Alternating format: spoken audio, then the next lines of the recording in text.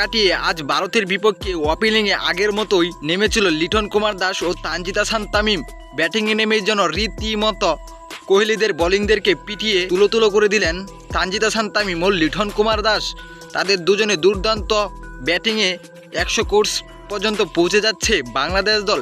এদিকে নিজের 50ও পূরণ করে নিয়েছে তানজিদ হাসান তামিম। দর্শক, অনেক সমালোচনা ছিল তানজিদ হাসান তামিম ও লিটন দাসকে নিয়ে, কেননা বিশ্বকাপে 3টি ম্যাচে এক পার্টনারশিপ করতে পারেন নাই তানজিদ হাসান তামিম ও লিটন কুমার দাস।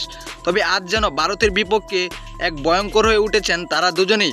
এদিকে আজ ভারতের বিপক্ষে অধিনায়ক সাকিব আল হাসানকে ছাড়াই মাঠে নেমেছে বাংলাদেশ দল। এদিন সাকিব আল হাসানের বদলিতে অধিনায়কের দায়িত্ব পালন করেছিলেন নাজমুল হোসেন শান্ত। শক্তিশালী ভারতের বিপক্ষে সাকিব আল হাসানকে হারানোটাই অনেকটা বিপদেই ছিল বাংলাদেশ দল। তবে এই বিপদ যেন কাটিয়ে দিয়ে যাচ্ছে বাংলাদেশের অপিলিং জুটি। অনেক সমালোচনার পর আজ যেন ব্যাটিংয়ে জ্বলে উঠেছেন তারা দুজনেই। দর্শক, বাংলাদেশের অপিলিং জুটিটা কত লাগাত পৌঁছতে পারে আপনার কি মনে হয়? অবশ্যই আপনার মতামত জানাবেন আমাদের এই ভিডিওতে।